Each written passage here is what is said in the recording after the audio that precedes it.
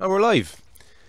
Ferdia, I first heard tell of you by a mutual friend of ours, Des Seepersod, a friend and past guest of the show.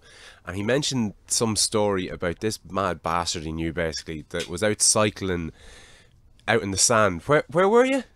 Yeah, that was. I'm just home from Dubai. I was living in Dubai the last 3 years, and I've done a lot of cycling.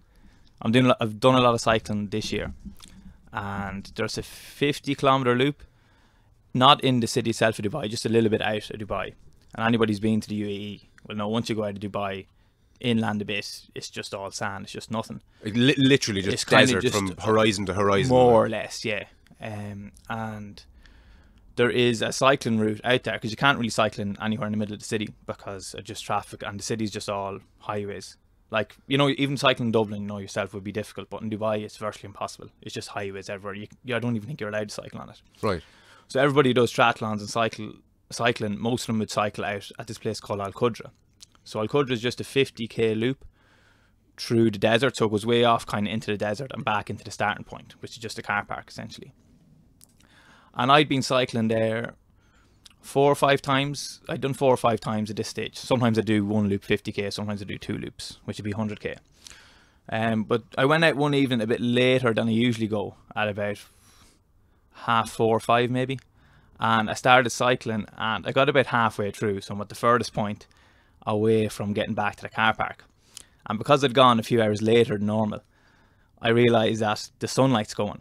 Yeah. And because as the sun was going down, I came to the realisation that, oh shit, I've got no lights on my bike. And there's just no artificial lighting anywhere because you're essentially just in the middle of the desert. So I just started cycling as quickly as I could. But in Dubai, because it's closer to the equator than Ireland, the sun goes down very quickly, a lot quicker than here. So it essentially goes from being bright to dark in 20 minutes.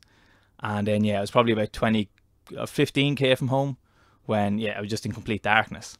So I was there with my bike in complete darkness in the desert. Phone battery was gone. No way of getting back to the car park. So I just had to cycle really slowly. And I could just about make out just a white line in the middle of the cycling track to separate the cyclists going anti-clockwise and clockwise. So I just had to cycle really slowly, looking at that white line the rest of the way home, trying not to go off into the sand or to fall over. But it was just such an uncomfortable, surreal experience just getting back home and it probably took me about over an hour, even though it was only 20k, just to get back to the car park. When I got back to the car park, there was a bit of light. So I got back eventually anyway, without falling somehow, but I straight after that I went and I bought bike lights just so it wouldn't happen again. But yeah, but that's seriously dangerous though for people who mightn't understand, is it? I mean, my understanding is that the roads that you drive on over there can get covered in sand to the point where you can't see the road, and that's in daylight. Yeah, well, now the cycle track is just for cyclists, so it's essentially a road just for cycling, so there's no cars on it or nothing like that. And there was 1 or 2 other cyclists that passed me with lights, and I was hoping to be able to just ask them, explain my situation and ask to tail them. But because I was going so slowly, and some of these cyclists are good, like they're averaging 40-45k, they just zoomed right past me. And then I didn't want to try and catch up with them just in case I fell over. Yeah. I got back eventually, and I made sure that not to let that happen again. Yeah, right. But yeah. And I could just about make out the white, you know, the white line that we have in the middle of the road. Yeah, of course. Yeah. It was dark, but you kind of just, because that was white, you kind of just make out that. So I kind of just had to just keep that under me at all times. Yeah. Because otherwise you go from tarmac straight into the sand, and I just have kept falling over, and it would have taken me twice as long probably. Yeah, no, of course. But it gets pretty cold out there as well. Like, I mean, if you got stuck out there, like, would there be a danger you wouldn't make it? Was that in your head at all? Worst case scenario, if I just was finding it too awkward cycling, I would have been able to walk home, like. Right. Because all you have to do is keep on the tarmac and keep going clockwise on the tarmac, which I was going because it's a big loop, and I would have got back to the car park. It would have just been really annoying and taken me a couple of more hours. Yeah, and it wasn't that late, like it wasn't like the middle of the night or anything. It was only like, by the time I got back, it was maybe 7:30, 8 in the evening. Yeah. It was still early enough, like. But I was just stupidity on my part not to have foreseen that I have no lights on my bike, and that if the sun goes down over here, I'm left in darkness. But yeah. And come here, when you were over there, so how long were you in Dubai, or what were you doing in Dubai? 3 years. I was just teaching PE over there. Okay. Yeah. And is that when you got into the triathlons? That's where I met Des. Okay. Des is first. Me and Des done our first year together, and then he only done 1 year, and I ended up doing 3. So I'm just back home now, about a month or 2 months, and so that's how I met Des, and that's where I did my first triathlon as well. And was that like, were you big into the fitness before then, or when did that I was whole always start? big into fitness, but it was more so like the sports I would have played younger. I would have played Gaelic football growing up, and Like then most people, yeah, in Ireland most at Irish least. people Yeah, yeah. essentially. And I started doing athletics then at about when I was in TY, so maybe 14, 15 years old. And I'd done that up until about first year of college, because I was always a fast runner. And on our football team, I just wanted a faster runner, so I said I might as well do athletics. And then I won a few races at local level, but when I got to college, it was just a different kettle of fish. Like, it was, the lads were just so good that I was never gonna. I knew that was kind of my limit, was just being able to win races locally. But that's what I was good at, funnily enough, was kind of shorter races. Like, I'd done like 100 meters, 200 meters, a bit of hurdles, long jump. And that's what I would have been better at, rather than the stuff I'm doing now, because I was never actually that good at endurance, the endurance side of things. And when did that kick in, or when did you start looking at endurance as something that you... Ever since I heard about triathlons, when I was about 17 or 18, I always knew I just wanted to do one. I just liked the idea of it, just to swim, cycle and run in a race. Yeah, an itch to scratch, like. I just an itch to scratch, yeah. And then I had started I never got around to doing it, and I just started hearing about Ironmans. And the first time I heard about an Ironman triathlon, so an Ironman triathlon, I know you know what it is, but for people listening, it's a 4K swim, a 180k bike, and a marathon run. And I remember thinking, like, I couldn't believe that people even done this. Yeah. And I just knew back then I always wanted to do one, but obviously I was going to do a shorter triathlon first before I ever done an Ironman triathlon. So it was 3 years ago when I just got down to start training for my first one, which was my first year in Dubai. And what's the distances again, just for the benefit of the people listening? For the is it a sprint triathlon? That's the there's 4 distances really of triathlon. There's sprint, Olympic, half Ironman, and Ironman.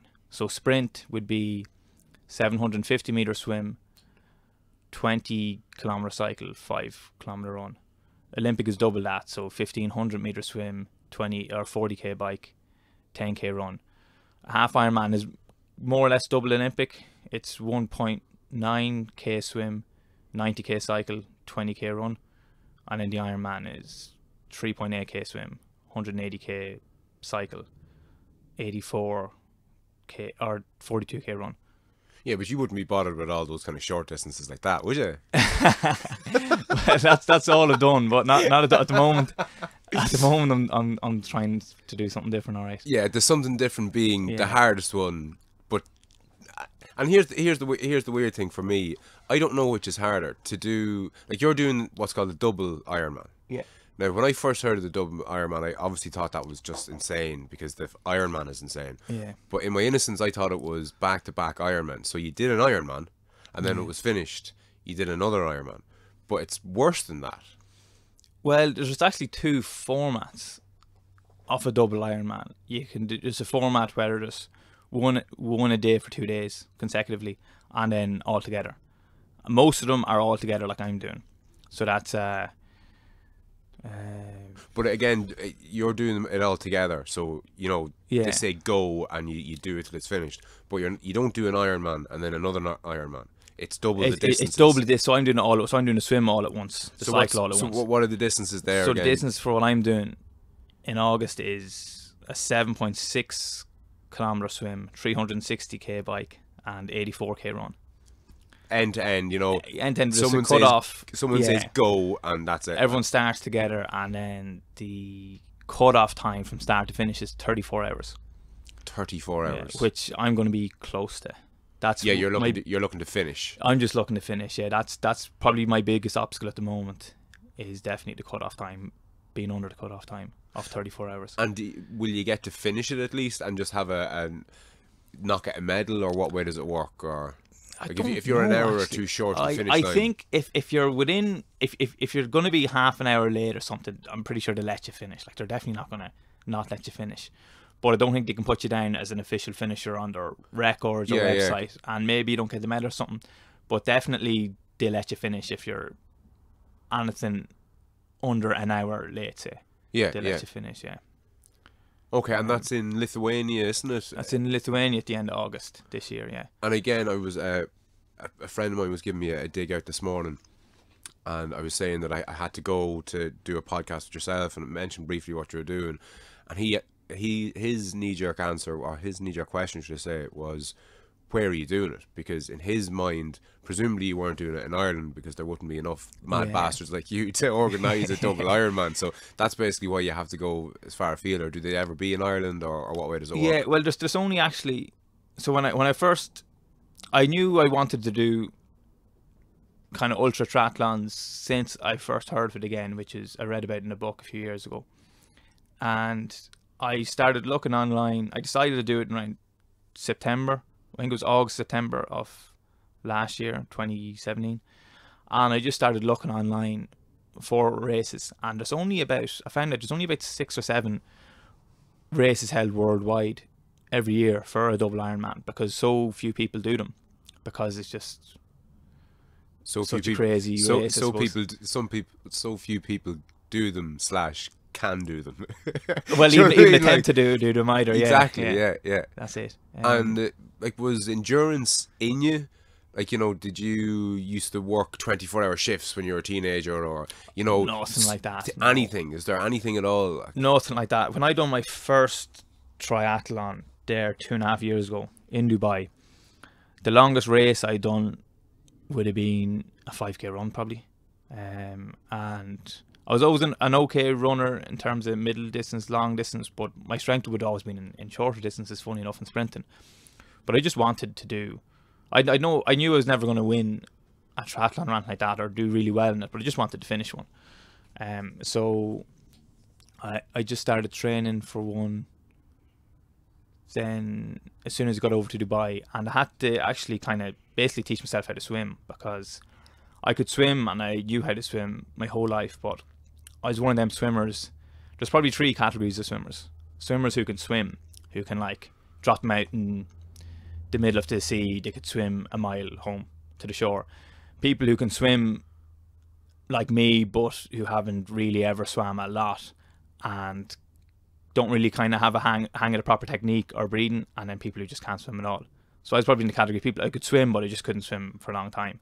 And I do, like, if I did 3 lengths without stopping in the water, I'd be just gasping for breath at the side. I used to be like that. Yeah, I just didn't have a hang of the breathing more so. Yeah. So it took me a long time. That was always what was stopping me from doing a triathlon, because I knew I had the fitness to do a 20k cycle and a 5k run.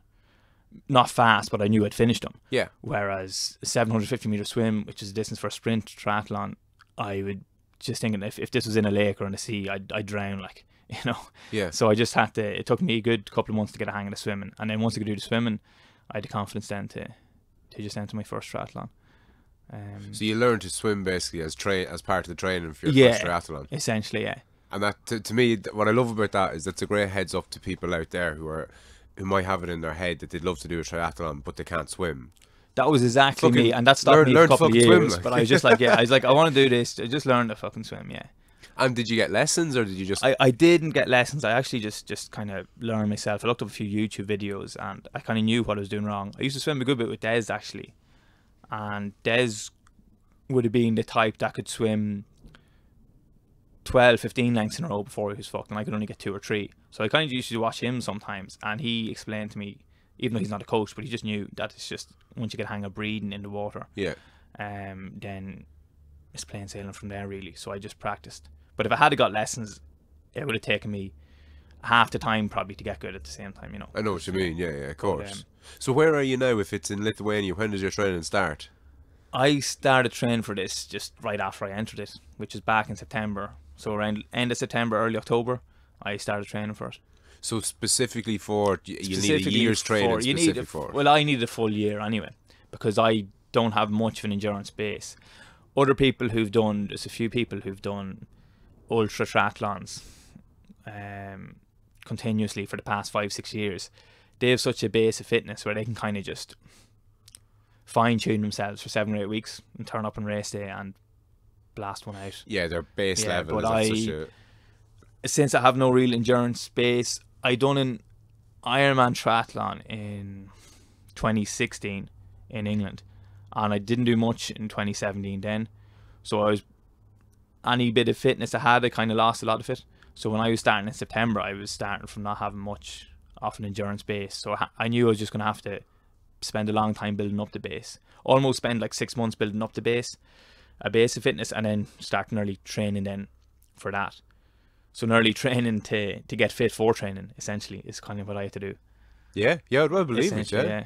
Because, like, so what did you, was it September last year you started? Yeah. What did starting to train for, what did that look like? So I looked up, because I had no idea how to train for or what to do. So I looked up online, which I did for the triathlons and the Ironman triathlon I done. And sorry to cut across you, but was this before or after you entered it?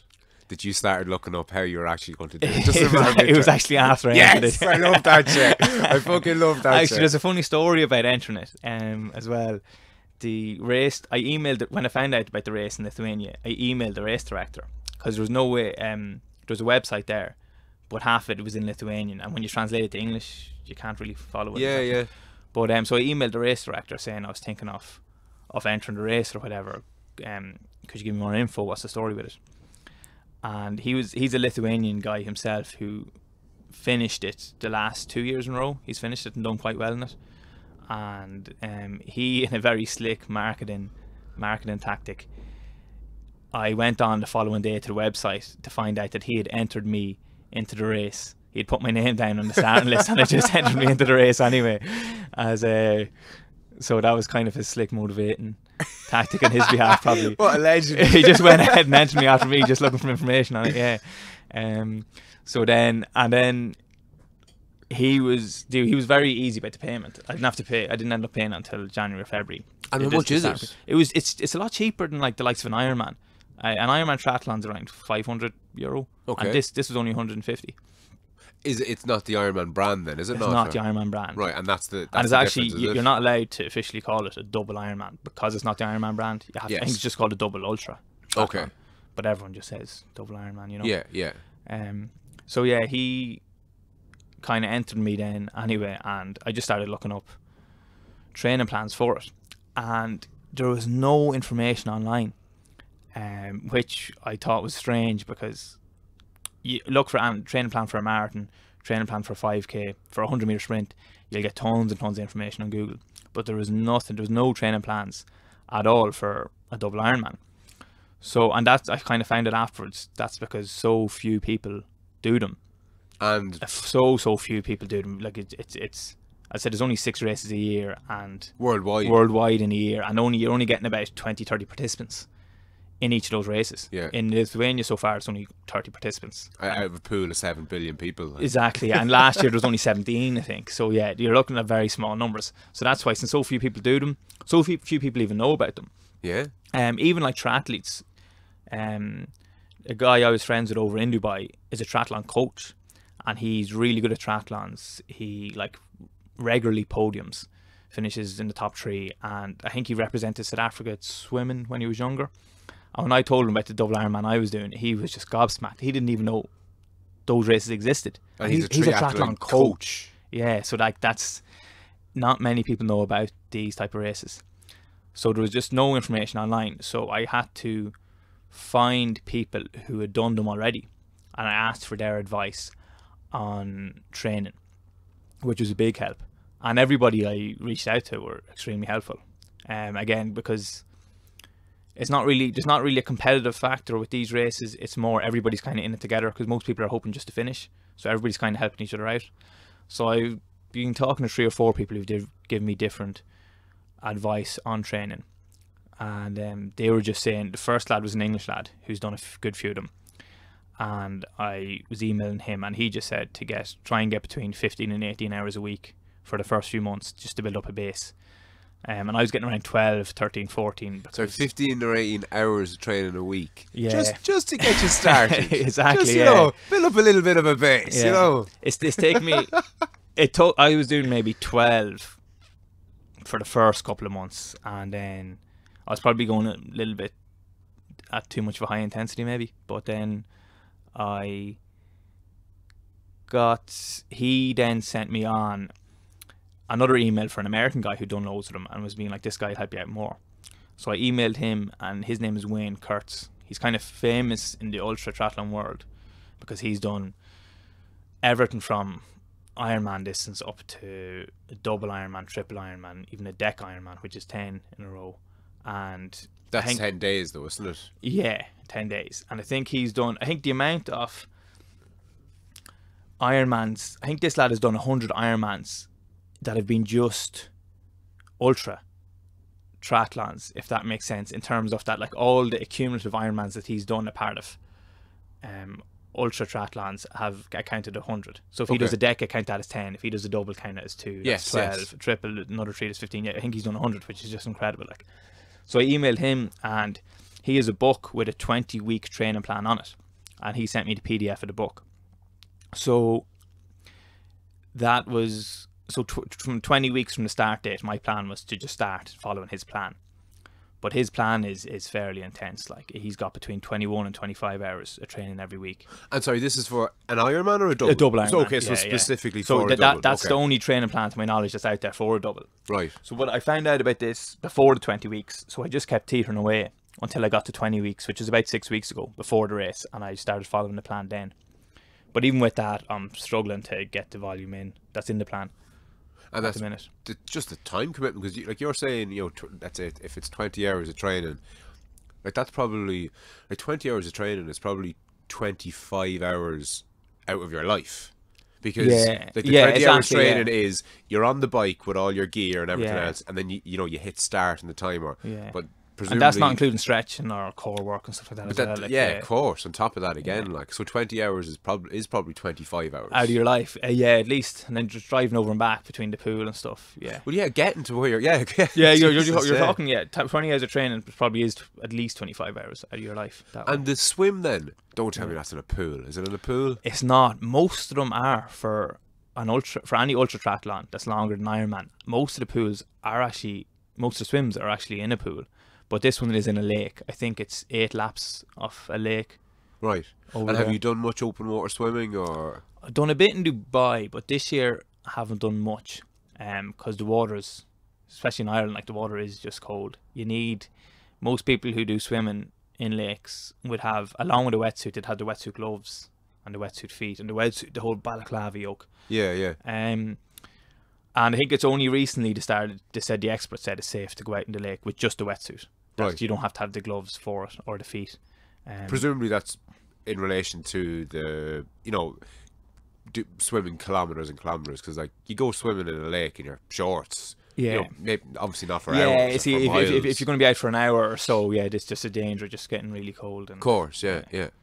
So how does that work then with your training for the swimming? Like, presumably you're training in a pool. I'll be training not in a wetsuit. Yeah, I'll be training in the pool the last few months. And I'm going to start this week or next week, probably, to be honest, just start training in a lake. Right. But you'll still get fitness from the pool. Like, of course, It's obviously better when the race is in a lake. It's obviously better to be training in a lake, but I'm not too bothered about doing it in the pool instead of the lake for the moment. Yeah, you know, that's fair enough. I was going to say something about the pool there.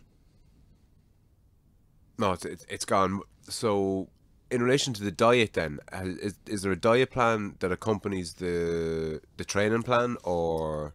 No, not. And interestingly enough, with the diet, from any of the race reports I've read of people talking about the diet who've done races, some of them write a blog about it or something. There's a lot of people eat just a lot of crap basically during the races themselves and even through training, because you're burning so much calories that you kind of just want to get high calorie foods into them. And so they just kind of eat a lot of chocolate and even fast food. Some lad was eating like sausage rolls in the race itself. Yeah. Just to mix it up with stuff like fruit and bananas, just to mix it up as well, because you're eating the whole time. So I've actually improved my diet a bit, because I used to eat like terribly. Like doing my first Ironman, I was eating like 3 or 4 McDonald's a week, and I was telling myself this is fine because I'm doing so much training and burning it all off. Yeah.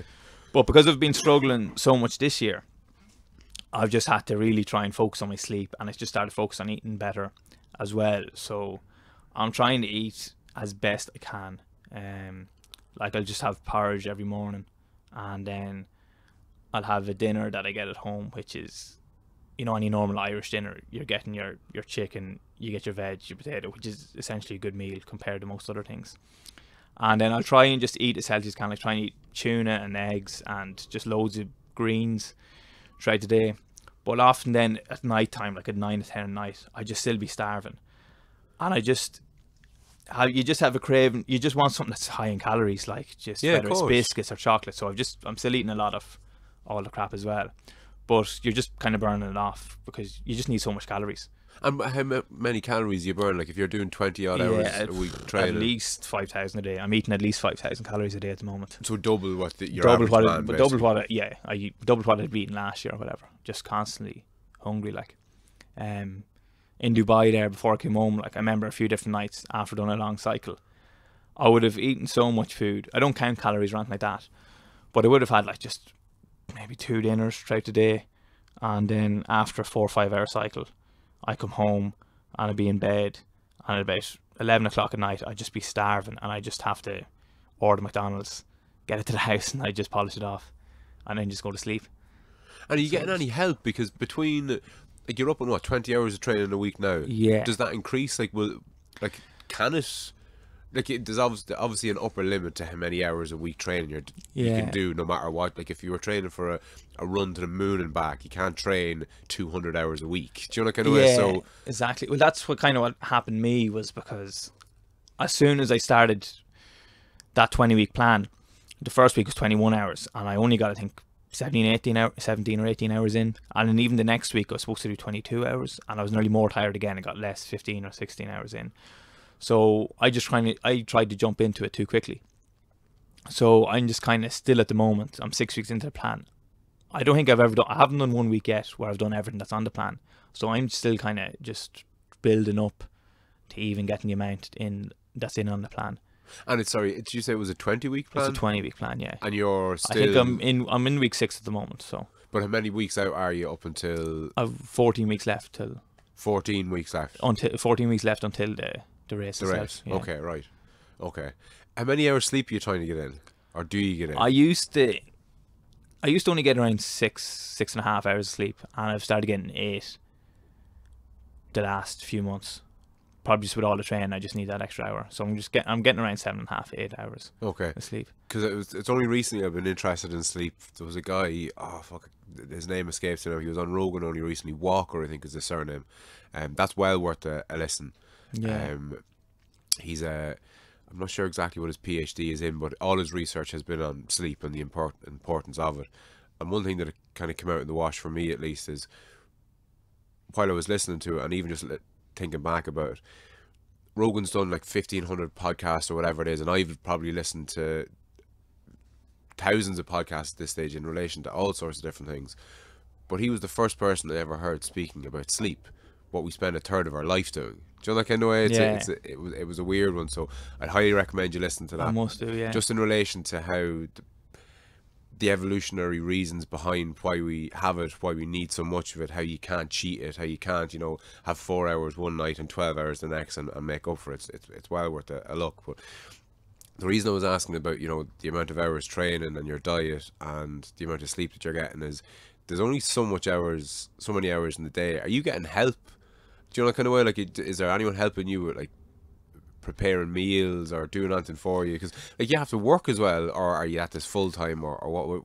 How do you all squeeze it all in? Yeah, no, that's a good question. To be perfectly honest, when I was in Dubai, the job I had as a PE teacher, anyone who's worked as a PE teacher will know it's a job that allows you to pursue a lot of extra curricular stuff, I'd say, because you've no paperwork to do. The job is relatively stress free. You know, the hours are good.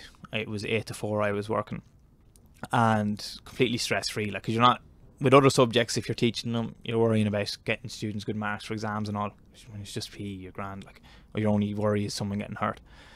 So I was very easily able to work, even though it was 17, 18 hours a week I was doing. I still found it very easy to work that into my work week, to work the training into my work week, because I get up at 6, I do a swim for an hour, do my work day 8 to 4, come home, have a bit of food, and I could go out to Al Qudra at 5, do a 3-hour cycle until 8, be back home at 9 or 10. And not have really, like, still have enough time to get 8 hours sleep. But so you weren't training for a double then, and that was kind of all. Well, I only came home from Dubai 6-7 weeks ago now, so I would have been training for a double. Okay. Yeah, the previous 6 months. Since September, since I moved over, since I was in after the summer holidays, when I went back to Dubai, since September, I would have been training for the double up until I came home 6-7 weeks ago. Okay, it's just what's coming to mind is there's not much room for a life outside. No, of it. that's true. Like, so I gave up drinking there in New Year's. I haven't drank since New Year's because, as you said, I just knew I wouldn't have the time to go out and drink because, well, you're only doing it at night time, but the whole next day is ruined. Of course it is, yeah. It's different when you're 18, 19, 20, when you can wake up at 8 o'clock and you're flying. Yeah. But yeah, now like I just wouldn't be able to do it. I nearly ruined 2 days of training for me, and I couldn't even afford to start missing a day a week with the amount I had to get done. So I just stopped drinking, and then stuff like television I just had completely stopped watching.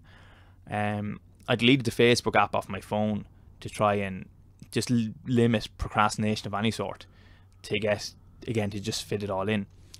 And then I just got, in a weird way, I started to really like the lifestyle though, of just not going out, not spending time not wasting time on TV, not wasting time on Facebook. I just started to love the routine of it. But funnily enough, now that I've gone back home to Dubai, now that I've got back home from Dubai, I haven't been working full time. I've just been subbing here and there in different schools, and I'm actually finding it nearly harder to do the training, even though I'm not working during the day, because you're just out of your routine and you're out of your schedule so much. Yeah, of course. I'm still getting it done, but like often I don't start till 5 or 6 in the evening, and I'll be like, why didn't I just do this in the morning? Yeah. It's funny enough when you fall out of a routine. Oh, routine's critical. Routine's so important. Like, that's what I found out the last few months. It's so important. Like, which you see it with, like, if you've ever been out of work for any length of time, and anybody that's unemployed at the minute will know all about it. You know, hours turn into days, turn into weeks, and all of a sudden you're unemployed. Everyone just kind of year, molds together. Do you know what I mean? Yeah. Without that routine, you get nothing done with all the time. And you completely lose your motivation then. Big time, Big time. You start staying up late, getting up late, you're groggy. Watching Netflix at 2 or 3 in the morning, yeah, waking up much, at 2. It's a horrible lifestyle. Reruns of Friends, and it's hard. Like, I don't think I'm always at my happiest when I'm training, and when I'm training, you're busier. You've more to be doing. Do you know that kind of way? It feels you're missing out and stuff, but you're not really. Like, and Des always said this to me too. He's like, no, you're missing out on nothing. What are you missing out on? An hour of TV, 3 hours of TV. What's that going to do for you in the long run? Big time, yeah. And one thing that the more and more people like yourself that I've been chatting to on the podcast and off it, the more I realise that the people who are out there, you know, living life, whether it's doing doubles or cycling across America or whatever it is, pick your poison, you know, building a business or whatever, none of those guys watch telly. None of them. Yeah, it's amazing. Like, you just come to the realisation that, like, it's doing nothing for you.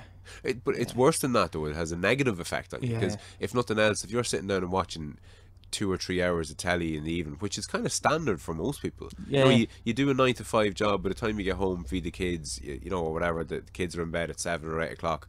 You're up till, you know, 10 or 11, just sitting there flicking through the channels, and you're sitting on your arse for that length of time isn't good for you. Do you know that kind of way? Especially if you've been sitting on your arse all day at work. Do you know that kind of way?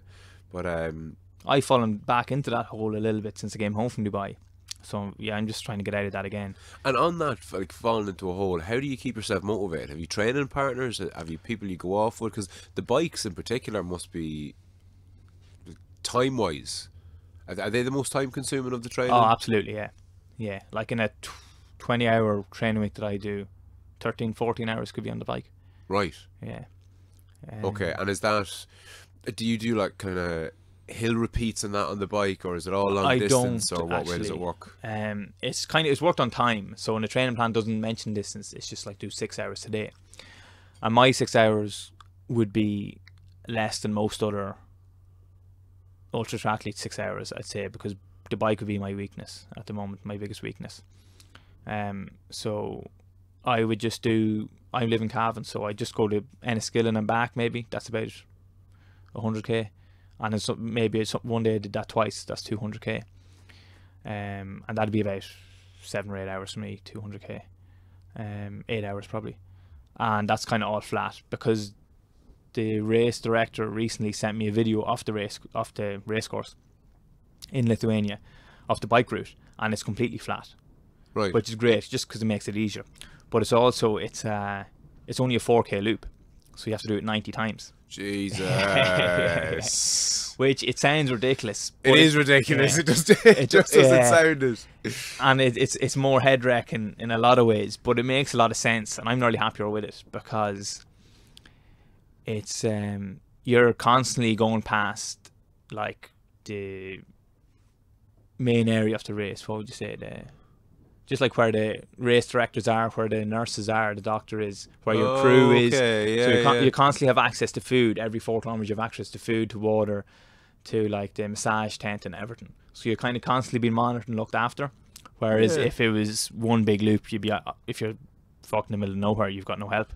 Okay, so it kind of makes sense in that way, that they can always look at you, even though it's more head wrecking. In relation to the support, like if you get a puncture in that 4k loop, like let's say if you get a puncture right beside everything, you know, the food station, the aid station, and all that jazz, are you left to your own devices to get up and fix it, or will someone help you, or what way does that work? I have to double check that. I'm pretty sure someone can help you. Right. If I got it not right beside everybody, I just fix it myself. But yeah, if I got a puncture right outside right where my crew was, yeah, they could just help me fix it, and I gotta get it done in half the time. I'm pretty sure they could. I could have forgotten to mention the crew end of things. So what way does that work? Yeah, so it's recommended you bring over 2 crew people with you. At the moment, I have 1.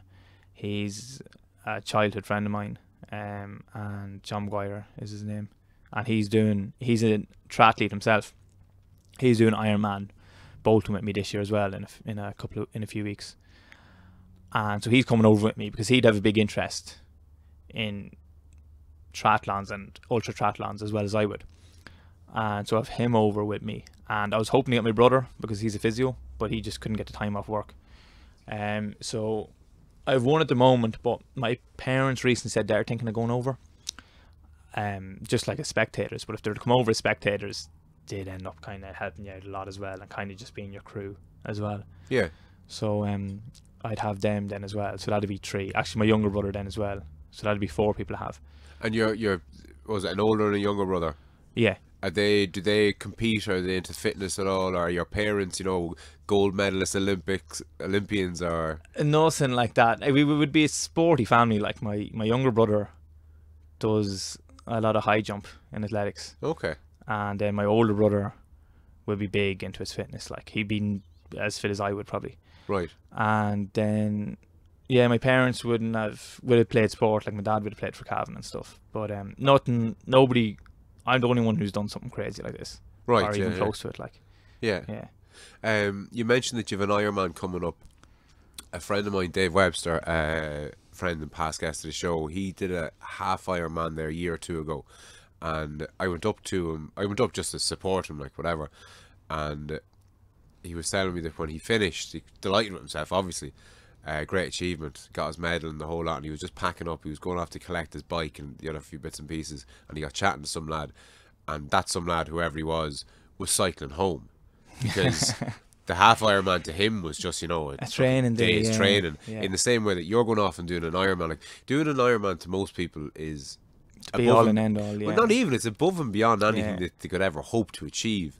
And you're doing one of them in a couple of weeks as part of your training for this thing later in the Yeah, year. yeah. Like, is there many other races or? There's also so I'm doing, I think it's 15th of July. So that's about 6 weeks before the double Ironman is the normal Ironman in Bolton in England. And then a week after that, just a 24-hour cycling race in Athy that I'm going to do.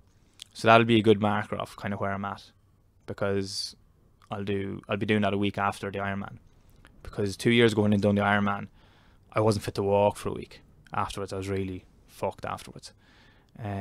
So the idea is this year to do the Ironman a good bit quicker than 2 years ago, and to be able to be fairly okay afterwards, not to be as broken down as I was, because I'm going to need to do two of them back to back in August. So it'll be a good mark of where I'm at, essentially. And what was your time in the Ironman, and what are you hoping to beat it by? Or? So 2 years ago, I done it in just over 15.5 hours. Okay. And I was absolutely broken afterwards, because that was July, and the previous September was when I was teaching myself how to swim with no endurance space at all. So most people would do triathlons for a year, probably 2 years before they'd ever think about moving up to Ironman.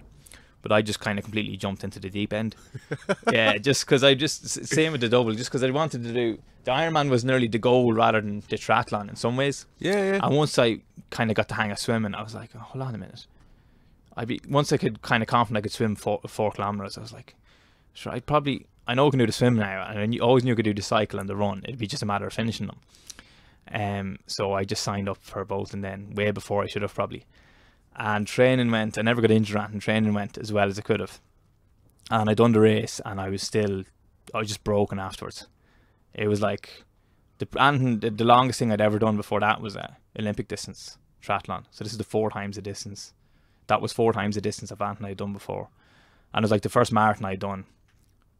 That was the first marathon I'd done as well. So it was after. Was in the Ironman itself. Like, sure, as you do, so why like, not? I had to swim. I struggled through. The swim was fine. I struggled through all the bike. I ran about the first half of the marathon, and I kind of walked, shuffled the rest of it. But when I finished, my parents and my younger brother went over to support me. And when I finished, I was there with them. And Dad had a car parked in a car park just up a hill, not even a steep hill or a long hill or anything. And I just said, Dad, I'm not going to be able to walk up that. So he had to walk up, he had to get the car, drive down, and he opened the door for me. And I couldn't bend down to get into the car. He had to get out, and he had to lift me into the car, like. Yeah. And then we got out to the hotel that we were staying in, and then he did the same thing. He had to just lift me out of the car. I kind of just put my arm around him, and he had to hoist me up out of the car. And we sat down in the restaurant then. This is late at night, because I finished, because it started at 6 in the morning. I'm sure it took me 15.5 hours. So I finished at like 8 or 9 that night. And by the time we got back to the hotel, it was probably 9:30. And I just ordered food then. I just got a burger and chips. And I went to bite into the burger, and I got lockjaw, because just every single muscle in my body was just gone. Like, I even got lockjaw, and I couldn't eat the burger then. And my mouth was open for half the time of it. And then I couldn't. It took me so long to get my tri-suit off me up in the room, and even to get undressed and into the shower. It took a process of about like 15 minutes, I'd say, because everything was just so stiff. And was it worse the next day, and then worse again the day after? It took me a week before I could walk properly. I was just moving so slowly, like. And it was funny enough in the hotel afterwards. The hotel was basically full of other Ironman athletes, and it was all the young people who were fucked, all the people in their 20s, my age, and early 30s, and the older people like in their 40s, late 30s, mid 40s, early 50s, were all walking around fine, because they'd be doing them for years, like. Yeah. But a lot of people who do the first one, especially if you do like me and you kind of jump into it a bit before you should, you just get fucked afterwards, like. And you said you're in your 20s. What age are you? I'm 26 now. 26. Okay. Yeah. It tends to be, at least from my perspective, I'm kind of a bit out of the loop, but it tends to be a kind of an older person's game, the ultra anything. Yeah, it's interesting. Absolutely. Like the average age of, like, I'm the youngest person. There's 30 competitors in Lithuania. I'm pretty sure I'm the youngest person. And probably by a while. I think there's one other lad in his 20s. and then the rest from their 30s or 40s or even 50s. Like, yeah, it's really is an old person's game, which is interesting, as opposed to all other sports where people do It's it the in their reverse. 20s. Yeah, That's it's interesting. the really cool thing about that for me is it's still on my horizon to kind of do it, because I've always been into me fitness, do you know, kind of way, and I will be not particularly fit now because this year it's just been insane with work. But I played football and hurling and rugby and martial arts and running and swimming and cycling, a bit of triathlon, the whole lot. Like, but I love the idea that I'm not past peaking in ultra anything. Do you know that kind of way? Because as you say, for most things, like if I wanted to get into playing soccer, I'm going to be the oldest and slowest person on the pitch, so it's not exactly on my horizon to kind of get into. But on the endurance side of things, it's kind of cool. Women seem to be doing, maybe not in the triathlons, I don't know, but in the ultra running, women seem to be outperforming the men. Is there many or any women entering the double? Do you know? That's an interesting point you brought up, because actually with ultra races, from what I've heard, there's basically no difference between women and men. The women can do just as well as the men. I think that's because there's the mental side of it accounts for so much, that the physical part of it is probably, in a race like this, is probably 80-90% mental, because you're just out there for so long. The rest is in your head. Exactly, yeah. But you just have to keep going, like when you're dealing with sleep deprivation and everything, you just have to keep going. So women perform just as well as men. Not as many of them do it. Only about 10% of the athletes who enter it are ever women. At most, maybe less, even 5%. There's 30 in the race in Lithuania. I think there's 5 or 6 women, which is a lot. For 30. Sometimes you get 30 and you'd be lucky to get 1 woman. But you see, I think it works like that. So in let's say if it's marathons, just a straight up marathon, it's 50-50, just for argument's sake. But then when it goes to, a double marathon, it's 60-40 men to women. But then as it goes up and up and up, I think women catch up and overtake the men. Do you know that kind of way? Which is, it's kind of great to see, because it's such a rare thing. Like, even in, like I've mentioned it on the podcast before, there's women's snooker.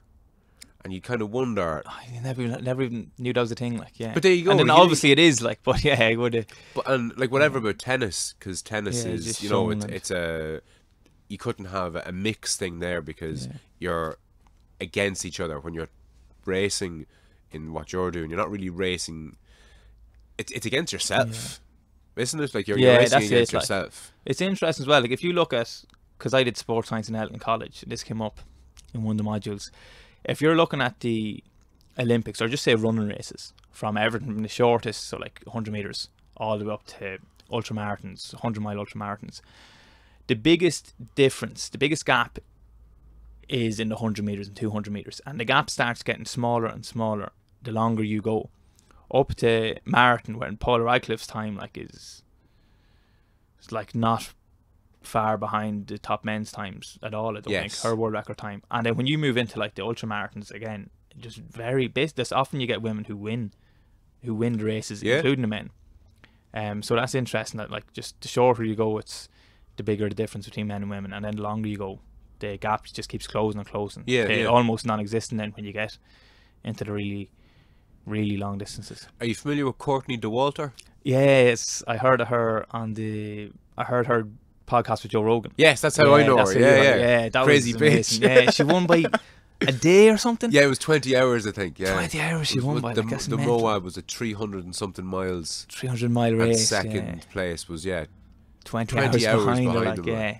Because I remember Rogan saying that, Rogan just thought that was hilarious, because it is. But imagine, you're coming up to the finish line. You finish. Yeah. You go home. You get 8 hours kip. Then you get up. Then you go to work. Then you have a meal, and then you go to greet second place. You wait a few hours for second place. Well done, lad.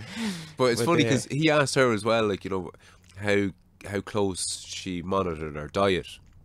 Was she, looking at her micro and macronutrients and getting her blood work done and whatever else? And she was kind of the same as yourself. Not really, no.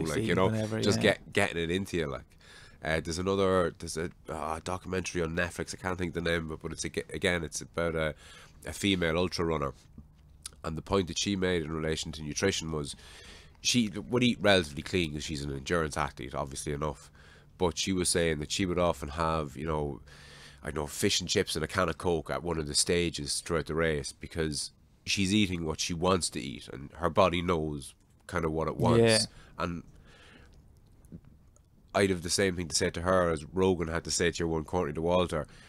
On one hand, you're saying, no, you need to be looking at the nutrients and you need to get everything right, so you need to have enough. But then kind of catch yourself saying, you're running 300-mile races and winning by 20 hours. Who am I to tell you exactly. you're doing it wrong, Yeah, well, it's an interesting point, diet, especially with these ultra races, because there's so much debate as to whether you do it the Courtney Dauwalter way, just eat everything and anything, because you're burning so much calories, you're just going to burn it off anyway. But then it's like, well, why not just eat all those calories, but eat nutritious foods and just get good calories in? Because there was an Irish lad recently, his name's Graham Prendergast, who won a Deca Ironman race over in England, which is 10 Ironmans in 10 days. Yes. Crazy race. And he done it all, I think, on plant foods. He just ate like plants like broccoli, carrots, spinach, really nutritious foods is all he ate. And then he won it by a lot. So you're looking at him, and then you're looking at Courtney Dauwalter. You got both sides winning. So it definitely makes sense. It obviously makes sense that like just having a good diet is better. But then you're like, how much better is it if you're just burning everything off anyway? But see, I suppose it depends on your own physiology, and that's true. That's kind of what came to mind when you were looking for a double Ironman training plan, and now you have one. Like, is that the training plan? Like, let's say your man who wrote that is, 5'4". Yeah. Do you know the kind of way? Yeah. Is that really the plan that you're 6 foot Well, easy? Are you like? Do you know the kind of way? Yeah. Well, your man said I've actually emailed your man over and back a few times, and like I said, like everybody I've got in contact with has just been mad to help, which is great. Yeah. Because the loop is so small and there's so few people doing it that when somebody attempts one, everyone just helps you out. We've got another lunatic. Grab hold of him as tight as we don't can. let him go. Yeah. And he did say that the plan was kind of intended for people who had been doing endurance races who'd been doing maybe say like Ironmans for 4 or 5 years and had gotten good at them. So whereas I was working off basically no base. So he said, like, if I can just manage 18 hours a week, it'd be enough. So that was nice to hear that, because that's all I've been able to manage at the moment. Just 18. So like it's that's all. Every plan is different for every athlete. Like yeah. But yeah. It's gas to hear you kind of fucking 18. Okay, 18 will do. Like, you're like, it's funny actually, because that's become normal now to me. And I remember when I started training for the Ironman, if I had the first time I'd done like 100k cycle, I was like, oh, that's incredible. I've done 100k cycle, like that's delighted fucking great. Yeah, delighted.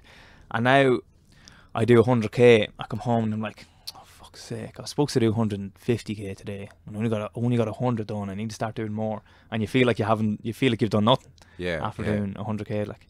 There's something interesting there. There's something, I don't know what it is. I can't quite put my finger on it, but I think it's ultra competitors, call them, like yourself and the likes of Graham Mack and different guys. There's that. What am I trying to say? I met a guy recently. He actually only passed away in the last couple of months. He was one of Ireland's richest men, a billionaire, Pierce Lyons. I met him at this. It was like an entrepreneurial thing that he hosted for people with startup businesses and looking forward and all the rest of it. And he was saying that the life of an entrepreneur is the life of dissatisfaction. You go around and you're unhappy with everything. And we were in his brand new distillery in Smithfield. You want to see this place? He bought an old church in the city centre that was in ruins, did it up, restored it to its pristine condition, and put 2 big copper pot stills literally on the altar.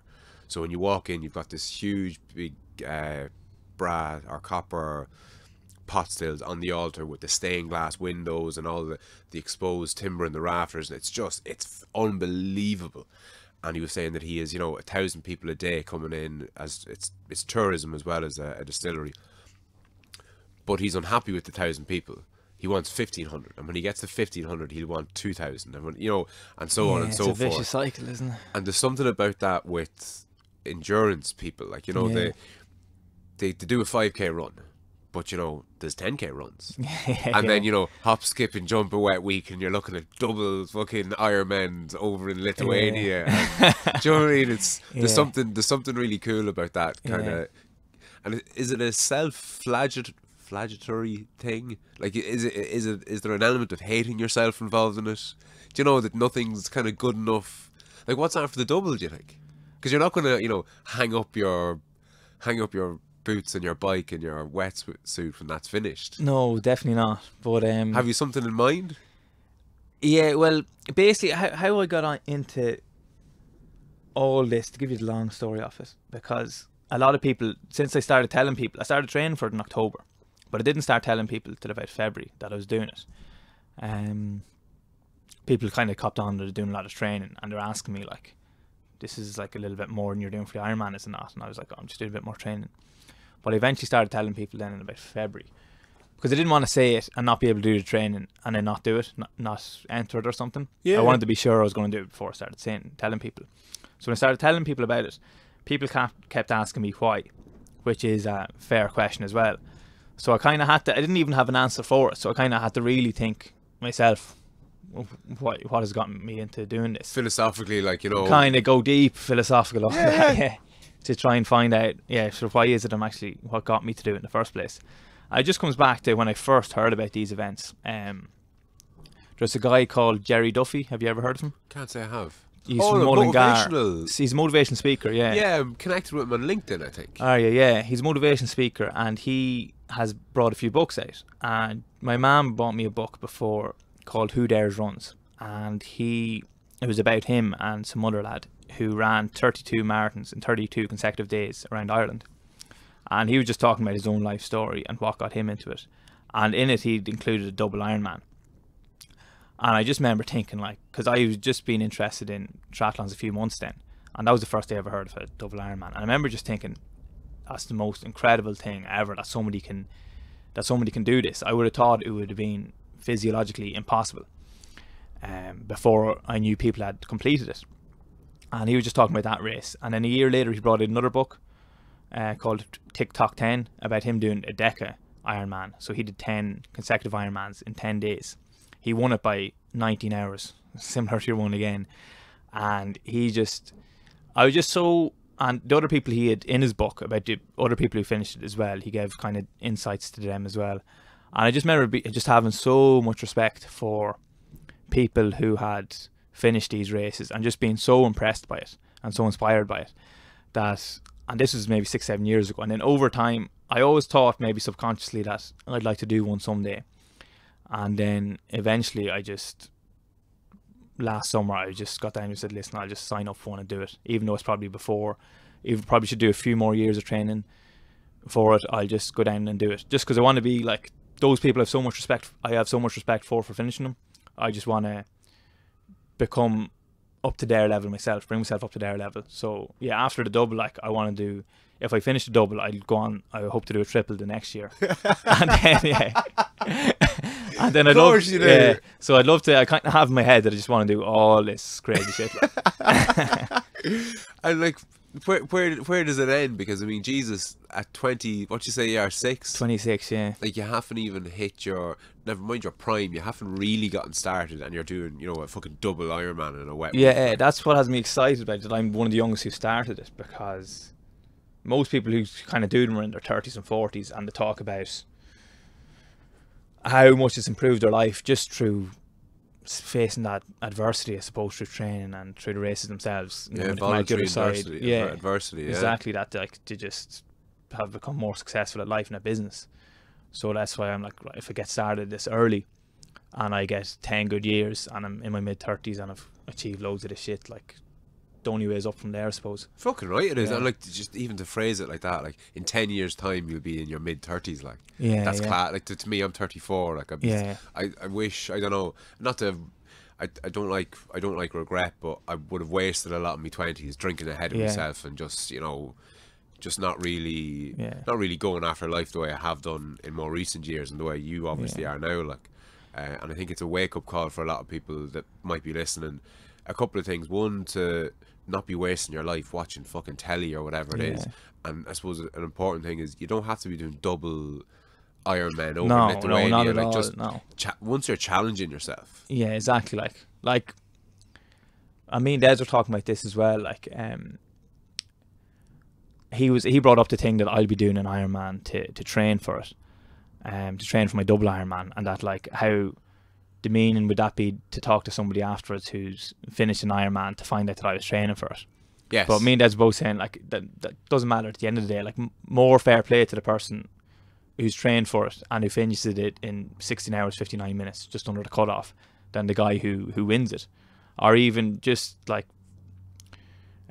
more power to a woman who finishes a 5k if she'd been overweight and had trained for 2 years for it. Like, oh yeah, absolutely. The 100%. achievement's just as good, like, you know. Which, see, that's it's all relative, like. That's what I love about it, is it's you're competing against yourself. Yeah. You're competing against who, you know, a past version of yourself. That's the really cool thing. And what I think drew me to martial arts and fighting was, with the team sports that I had played for over a decade previous, you didn't win because, you know, the forwards didn't perform, or midfield didn't do its job, or the goalie let in something, or, you know, some lad got sent off and you were down. There was all these excuses, basically. Or the other team got in a strength and conditioning coach, and all this bullshit, like. But with fighting, it's all on you. Just like, you you have your training partners and that, obviously, Yeah. but it's all on you, and it's all on that past kind of version of yourself. And there's something similar there with the athletics, basically, or the triathlons, or whatever way you want to phrase it. And I remember when I finished my first marathon, it was in like 4 hours and 25 minutes or something. That was a hell of a lot harder for me to do than somebody who had ran it in like 3 hours and 20. Yeah. You know, depending on your level of fitness, like, and as you say, someone who's done a 5k that could barely jog 20 feet the previous year, like, there's something really cool about that.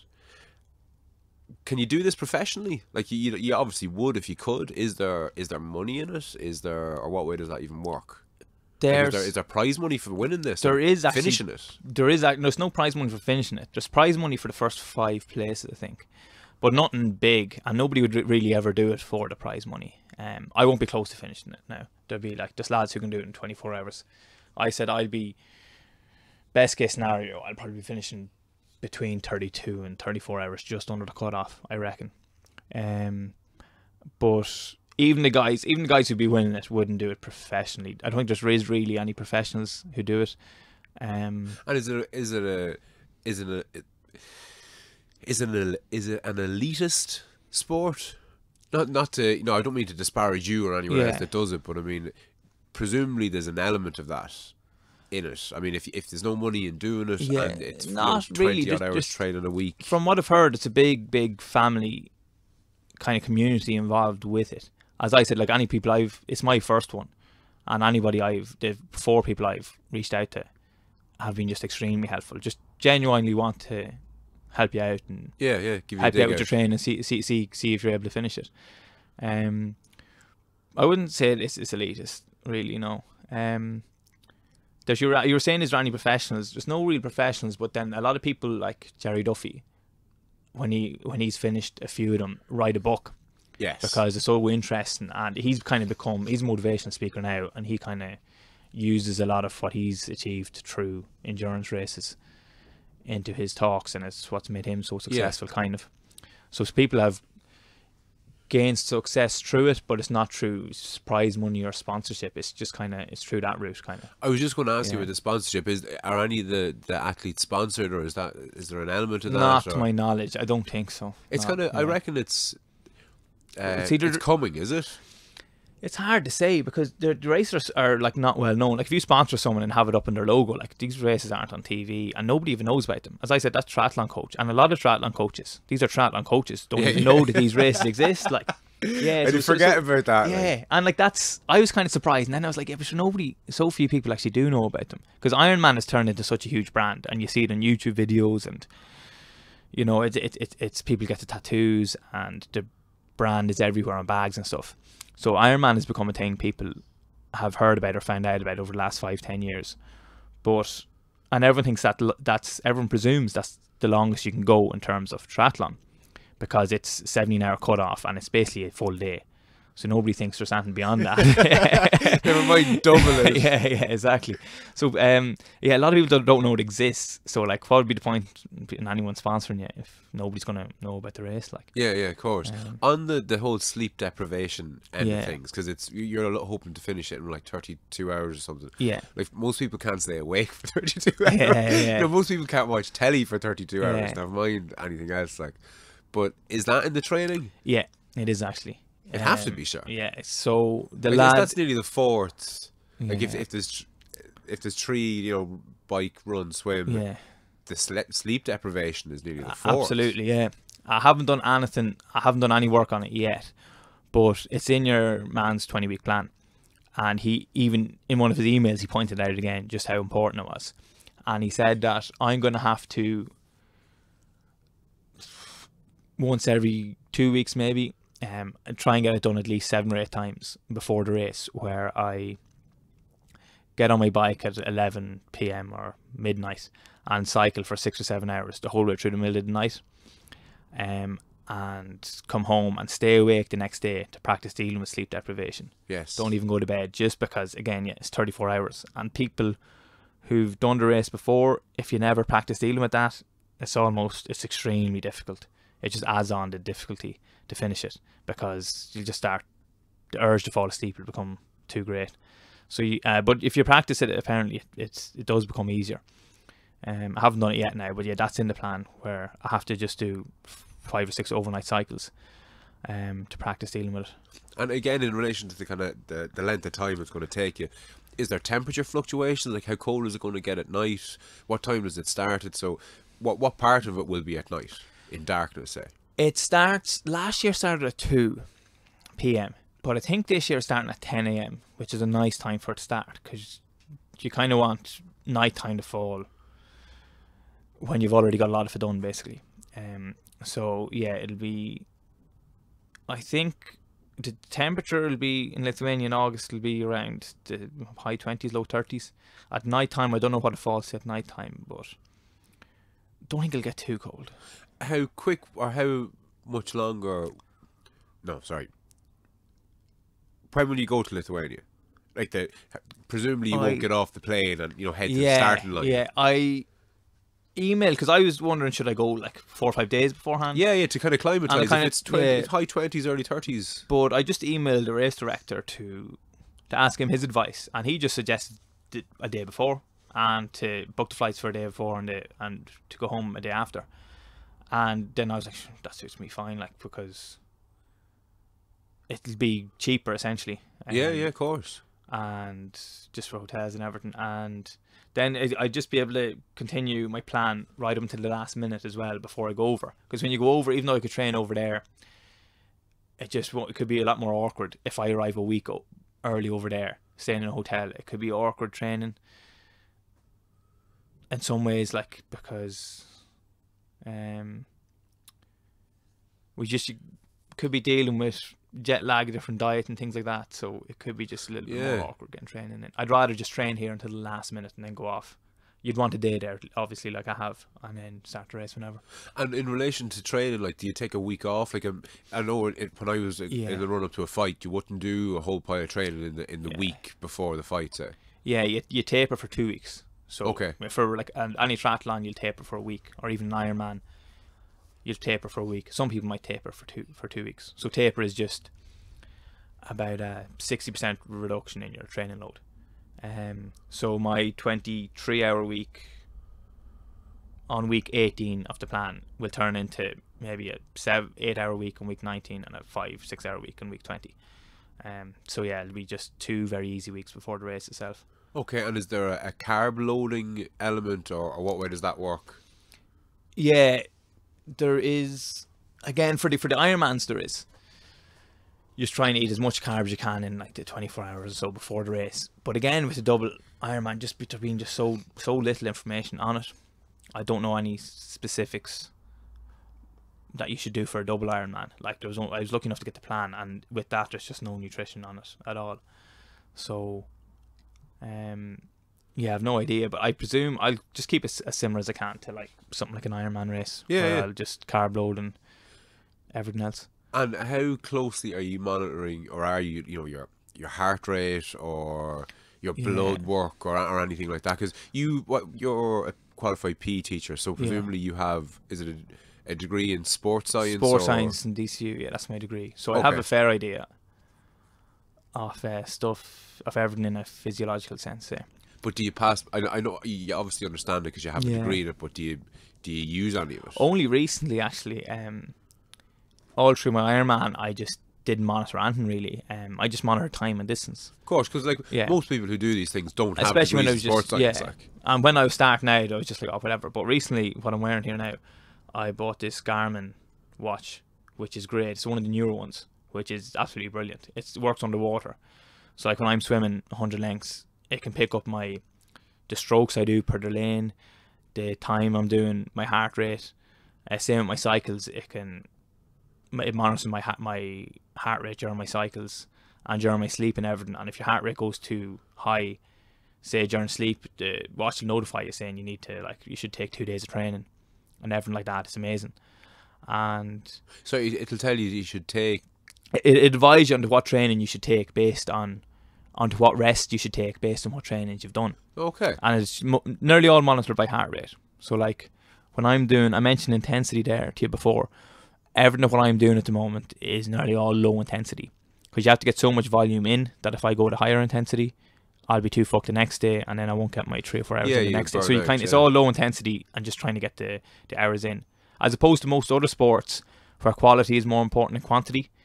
This is kind of quantity is more important than quality. You kind of just have to get the hours in like a trainer. Yes. So I'm using what's called training zones, if you've ever heard of them. Yeah. There's zone 1, 2, 3, 4, 5. Yeah. So I nearly do everything in zone 1 or 2.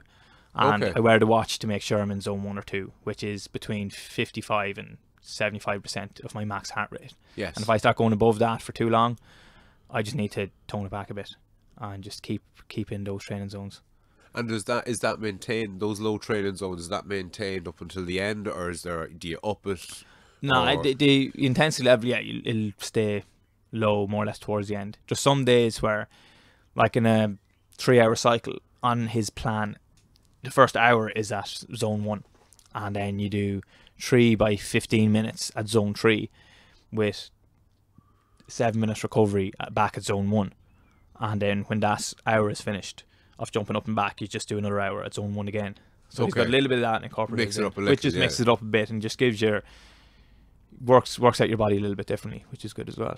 Because it's funny, because I know myself, I've brought friends of mine out running with me before who wouldn't really have been into the running, and what they would have said originally was, oh no, I won't be able to keep up with you. Not that I'm a super fast runner by any means, but when I'm running every day, you're obviously that bit more advanced than your average guy. And what I found is running at somebody else's pace, even if it's much slower than yours, is harder, because you're just not. I want to get going. I want to hit my stride, and when you're pulling back, it can be fucking painful. Do you find that, or? Yeah, definitely. When I was training for a marathon there, I done a marathon in February in Dubai. I done that in the same month as a half Ironman, so that was another good. I kind of used them as trainings. But I was training with another lad who was doing it, and we tried to train together as much as we could, because just it was less boring essentially. But we do if we're doing a 2-hour run, say for example, he'd be going maybe 2 kilometers, a kilometer an hour slower than I would, or 2 kilometers an hour slower than I would, his pace. And I would find other muscles start to get stiff then even. Yeah, yeah, And yeah. I actually, yeah, as you said, found it harder. Like my calves start getting stiffer just from changing my stride length to what I'm used to. And early you're feeling like you're getting more tired in some sense, going slower. Because when I ran with him, and you're kind of just hoping, as you said, yeah, just to get going and get into your stride. So that's definitely a bit of it. But yeah, with me on the bike, it's a lot of it's just frustration. Like when I have to go so slow in 5-6 hour cycles, sometimes you just want to get going. Yeah. So it is frustrating sometimes, and it's just more monotonous to just kind of go slow the whole time and not change anything than anything else as well. But presumably very important for the actual race itself that you can maintain it at a low Keep intensity pace, like, and just keep absolutely, going yeah. and going and going. You have to be really careful to pace it, really careful. And that's why I'll definitely wear the watch. Like, still have to monitor my heart rate, because if I go even 2 kilometers an hour on the bike too quick, I could be feeling fine for 8-9 hours on the bike, but then like all that will have just built up, and all of a sudden I'll just be fucked, and I'll have another 150-200 kilometers to do when I'm fucked. So yeah, you have to be really careful to pace yourself in something like this. Really, really careful. And what's the longest race that you'll do? Because everything you do between now and Yeah. then is effectively training. Everything you eat and drink Yeah. is effectively part of your diet for this one race. So what's the longest race or the toughest race that you'll do between now and then before it? Yeah. Probably that 24-hour cycle in Athy. Okay, right. Yeah, okay. Um, And in relation to a triathlon though, so specifically, essentially what you're going to be doing, Yeah. will you... Is there's probably not such a thing as like an Ironman and a half?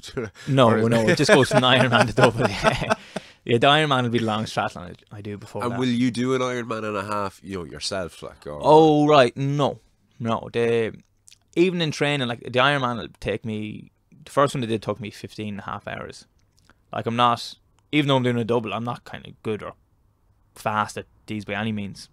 Because like the winners can do an Ironman in less than 9 hours. But I'll be hoping this year to knock 2 hours off my time 2 years ago to get it in like under 14 hours, around 13.5 hours. And with that, that'll be, if I take that as a training day, that'll be 13.5 hours of training. My longest ever training in one go will probably be a 9-hour cycle, or maybe a 10-hour cycle. That'll be the longest I'll do. So the Ironman race itself and that 24-hour cycling race, they'll be by far the 2 longest things Right. I'll have done. Yeah, The longest yeah. apart from that will honestly just be like a 9-10 hour cycle.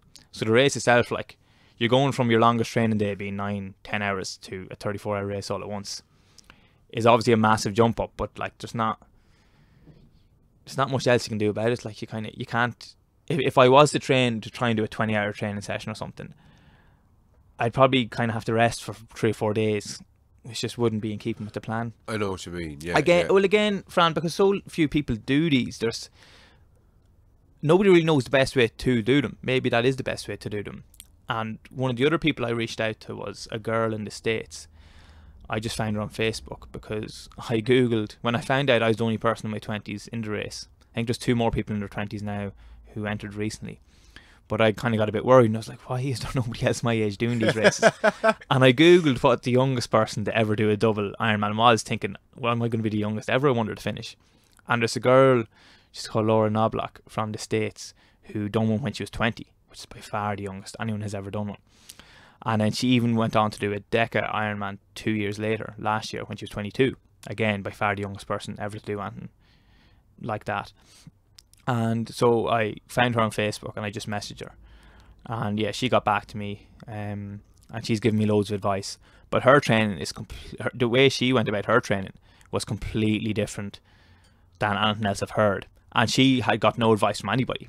And she was in college at the time, and she was busy in college Monday to Friday. So her training for her double Ironman was, she started training 6-7 months before the race.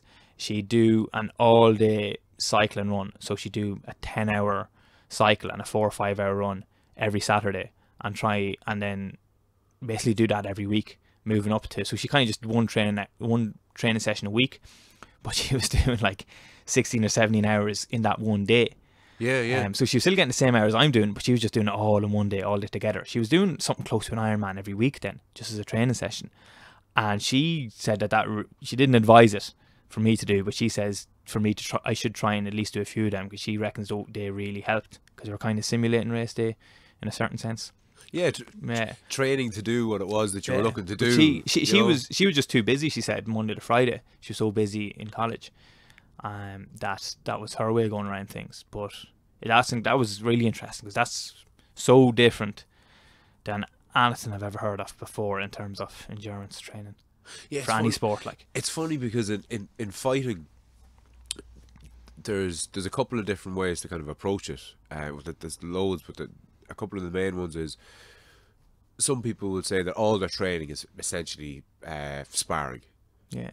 This, you're training to fight, so you can't fight every day, obviously, because you'll get injured, but light sparring, all the time, because you're training to be a better fighter. So you simulate fight days as best you can. That's one way of going about it. Another way of looking at it is, you already know how to fight. There's only so good you can get at fighting, so let's get the fitness up. So you have fighters that are going off on long bike rides, or going on the watt bike, or doing hill repeats, or they're swimming, and they're doing everything, and it's just to get their heart pumping and to get better. And there's loads of different kind of ways of looking at it, and it always kind of changes. And then you'll have some guy come along and he'll dominate a division, and everyone will go, he never spars, so you should never spar. And then the guy that beats him only spars. Do you know that kind of way? And it's obviously not as clear cut as I'm making it out like that, but it's kind of cool that it's not that well trodden territory. Like, and that's in fighting. Yeah. Arguably the oldest sport. Yeah. Of them all. Like, so what you're doing is so new. So few people have done it. Yeah, like, and even with that, like I said, her training was so different than everybody else's. Everybody's training has kind of been a bit different, that I've come across, or blogs I've read. Yeah, you have to make it your own. Like. But again, like what I said to you earlier, if your man's training plan worked for him, and you're thinking of kind of going down that road, and he's 4'11" and you're 6'2", and he's done 6 years of training before this. Exactly. Like, And where was he from? He's American. Okay, so he could be living at a much higher altitude, or a different diet, or whatever. But there's something really cool in the untrodden territory aspect of it. It's the adventure side of it, like. Big time. Just in relation to like the adventure of it, are you an adrenaline junkie, or are you like, how, I put it this way, if somebody's listening to this, right, who went to school with you in secondary school, so they haven't seen or heard of you in whatever it is, 8 years, and they don't know really what the training that you've been doing, and they don't know that you're into your fitness and all the rest of it, would they be sitting here listening going, I knew that lad would end up doing something mad like that? Or would it be, God, I never would have put him down? Like, like, is there anything in your personality that lends you towards being a mad bastard, basically? No, I'd say everybody would be very surprised. Really, if they didn't hear before that I was doing something like this. Especially people in secondary school, because this newfound motivation I have to do these things is kind of only recent enough. The last 2-3 years. Well, it's always been there, but it's kind of come to the fore the last couple of years where I started doing something about it. But yeah, they wouldn't be extremely surprised, because I've always done my sport, and I would have always been fitter than average, like when I was playing Gaelic football and stuff.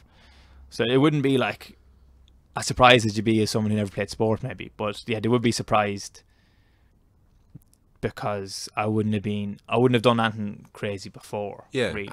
Would there be telltale signs even for you in retrospect, like when you were looking back as a kid? Did you cry yourself to sleep if you didn't win the race? Not at all. No, kind of way, I would have never guessed. If I was told at 15 or 16 that I'd one day be doing something like this, I'd be like, what the fuck have I gone into? I'd be like, what? Have I lost my mind or something? And you clearly have. That's not even up for debate. Like, fucking hell. Yeah.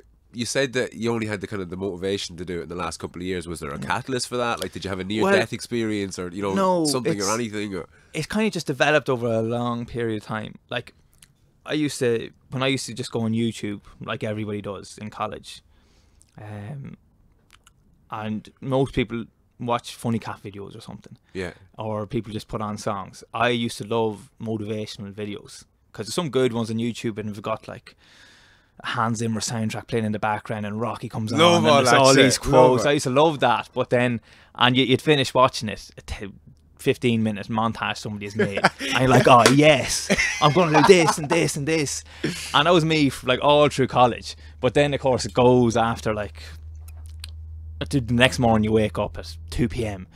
and you turn Friends straight on and that's you for the day. Like, but I still like, I never kind of lost the love for them. I used to always watch them and I was like, what's the point in me watching all of these? I'm being so impressed by people who've achieved X and Y and I never do anything about it myself.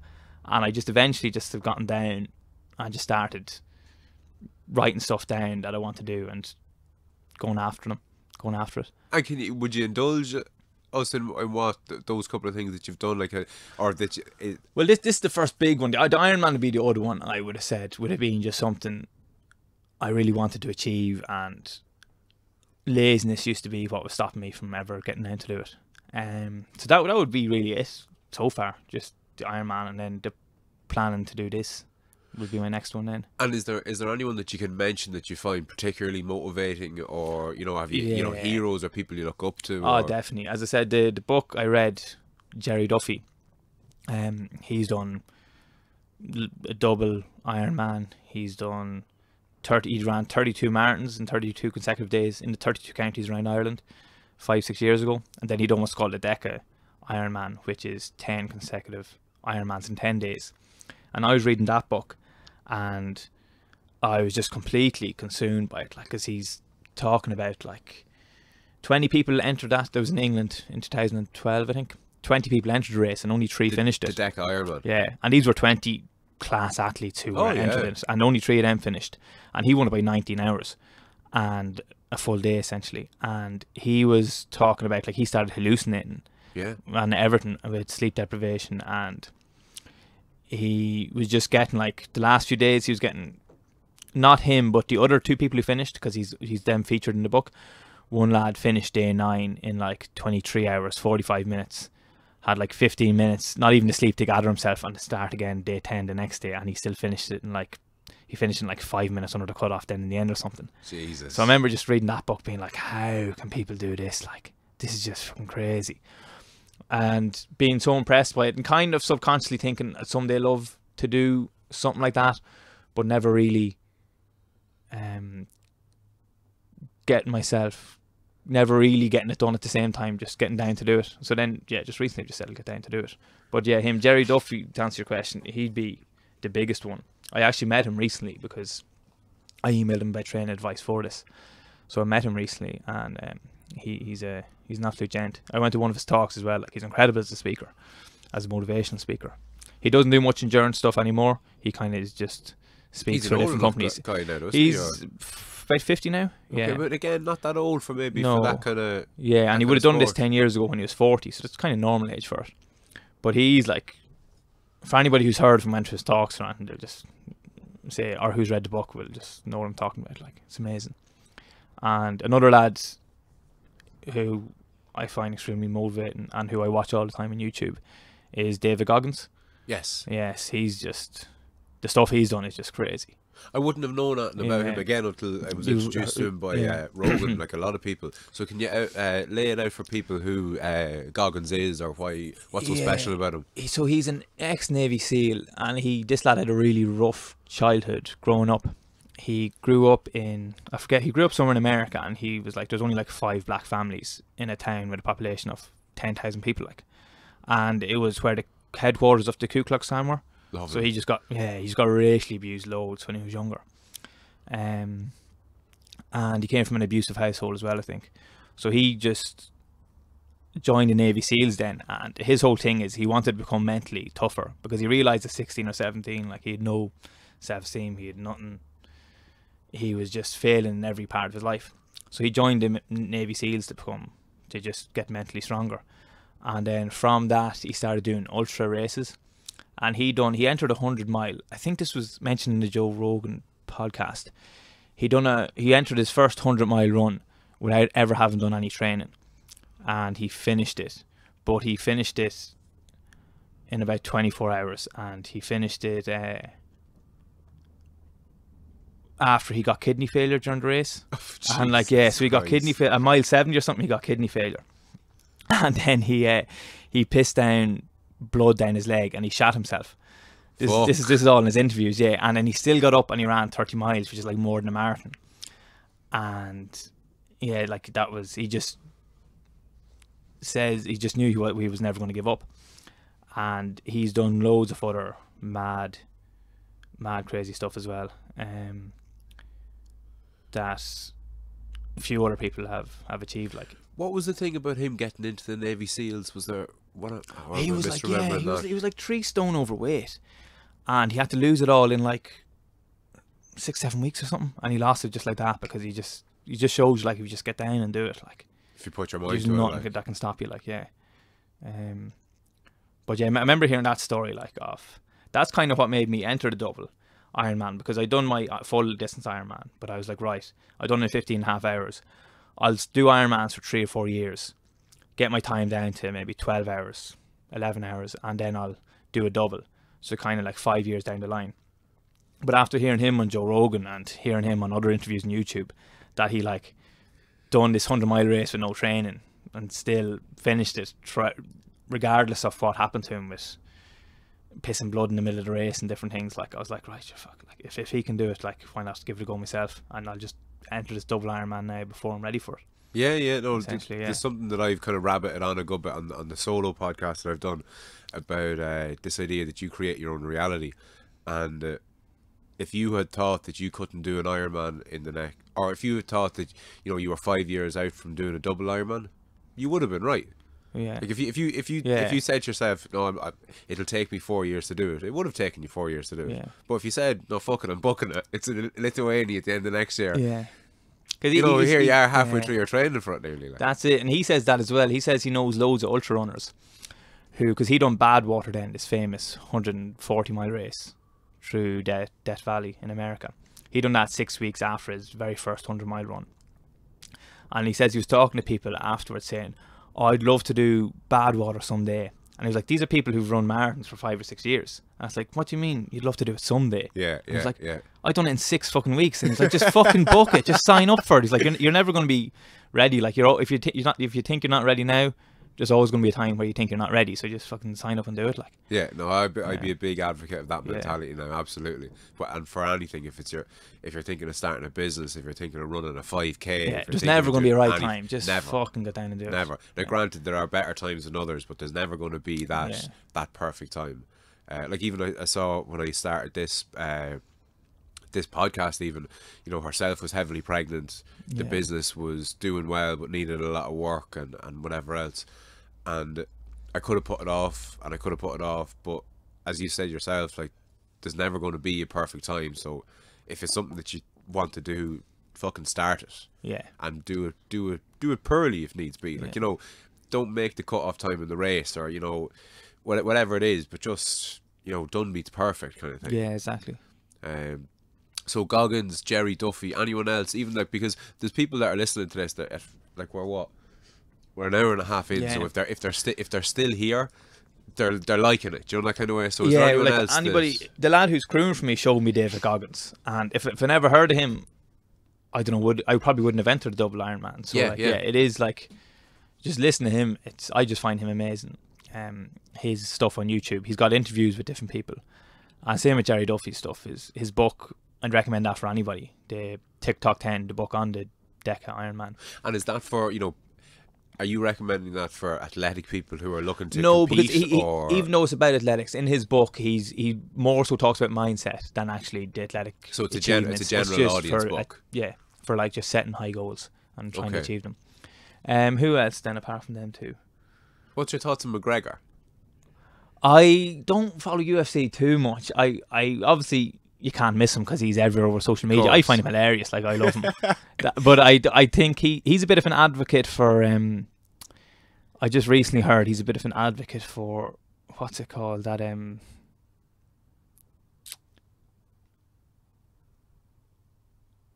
power of the law of attraction type stuff. Okay. I think there's something called a secret. I've never came across it myself, but he's a big advocate for that, for like just visualizing where you'll be in a few years. Right. Okay. I heard that somewhere. But the power of positive thought. He's something like that. Yeah. Apparently, he's a big advocate for that, I think. But I just find him hilarious. I don't know. I don't follow UFC really. Yeah, I'd watch his fights. I'd never watch anyone else's fights. I just watch his. But I know people love him or hate him. But I find him hilarious. Like, no, it's just the reason that he sprung to mind was there's a great video. I recommend you and anyone listening look it up. You'll find it on YouTube. Conor McGregor 16 champion or something like that. Find it. But it's basically McGregor when he was 16, looking into the camera and saying, "Yeah, no, I'm. This is what I'm doing. I'm going to be a UFC champion." yeah, And he's just and he's saying it, and like you see the young spotty teenage head in him, like, and he's just so committed, and it just when you know where he's gotten to since then, you're like, "Fuck, that to me now." Just that gets the pile of erection going in the back of your neck, you know, the hair standing up, and kind of couldn't help but get me going at least, like. Yeah. But no one else that kind of jumps to mind. One lad, James Lawrence, as well. He doesn't have much stuff on YouTube. He's got a really good interview with. Did you ever hear of Tom Bilyeu? No. He interviews interesting people on YouTube. It's called Impact Theory, I think is what he calls it. Right. But he's a lad on called James Lawrence, who has done 50 consecutive Ironmans. Because obviously I just follow the triathlon end of things more so than anything else. Yeah, of course. He's done 50 consecutive Ironmans in 50 states in 50 days in America. Oh, I'd heard of him, all right. Yeah, which is just, again, something I would have thought would have been physiologically impossible. Yeah, yeah. Even after I heard about people doing decas, I thought, right, if you can do 10 in 10 days, you couldn't possibly do, maybe you could do, somebody could do 13 maybe, yeah, but nobody could ever do 50. And he was moving from state to state. Yes. So he started in Hawaii, and he had to fly to Alaska, like an hour sleep on a plane, start Alaska straight away, fly down to California. I think he only got 2 or 3 hours sleep after his first 2 Ironmans, and he's 48 to do in 48 days. And he's got a great interview. It's about an hour long with Tom Bilyeu. If you just Google James Lawrence, Tom Bilyeu, or James Lawrence Impact Theory, you'll get it, and it's a really good interview. Just him talking about that. But yeah, like it's just, he just says it's just all in your head. Like if you just keep going one day after, if you don't get injured, he knew he was going to finish. If you just kept putting one foot in front of the other. Yeah, left foot, right foot, your body will follow. Essentially, yeah. Before I forget, you're looking for sponsorship for the double. It's in aid of a cause of yours. Yeah, so I went with a group of my friends. I travelled to Uganda in July to volunteer with primary school / orphanage. It's a primary school but kids sleep in it, so it's a primary school and orphanage all in one. And we spent 3 weeks there just teaching a little bit with the kids and just helping. We brought over like some stuff from our school as well, copybooks, pens, pencils, clothes, stuff they needed. There's about 300-400 kids in this orphanage, and it's like 3 rooms, normal sized bedrooms that like just 100 kids sleeping in. Like they're literally just like sardines on the floor. So the 9 of us raised money for the construction of a new building, but it's only like half built. And then I said I'd do this. Part of the reason I did double Ironman was to raise money for this. Yes. So I've got a GoFundMe page set up if anybody listening wants to sponsor me. If you just Google Ferdia GoFundMe, you'll find it. So I'm trying to raise over €1,000 for it. I've got €700 so far, and I've still got a good few months left to get to the 1,000.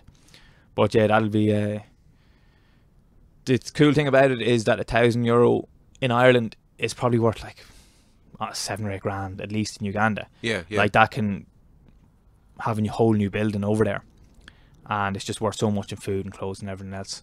Yeah, the people sponsoring kids to go to school. So the people that are listening, they know that if they do donate to your GoFundMe page, so Google Ferdia, was it Ferdia? Yeah, Ferdia. Man God, if I'm not mistaken. That's what it translates as. Yeah. Oh, the best name ever. It is. Yeah, it translates. It's the Irish word for man God, Ferdia. So it is a great name, all right. So Google Ferdia, Ferdia, GoFundMe. We'll pull up the page. Yeah. Can you outlay what GoFundMe is for people who mightn't be familiar with it? Or GoFundMe is just a website. I wasn't familiar with it until recently, until I set up the page. It's just a website through which you can advertise whatever you're raising money for, essentially. And okay, brilliant.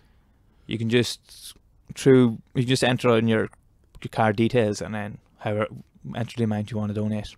Okay, brilliant. So whatever, even €1, something like €1, it's probably worth €10 over in Uganda, which can buy a set of clothes for a kid or something, like, you know. Yeah, yeah. But I think that the beauty of that, and I've spoken it before, is people have an aversion to giving to charity, because there's been a lot in the press about, you know, where it goes, and it's paying these CEOs, and it's, you know, it's going to all this. At least when they give it to someone like yourself, they can be 100% assured that it's going to this particular school, and their money is going where they're saying it's going. There's nothing, because it's the organisation, the UVF, who got us in touch with the school. Like, it's really small, it doesn't do any advertising or anything, so there's just no costs involved in making leaflets or anything like that.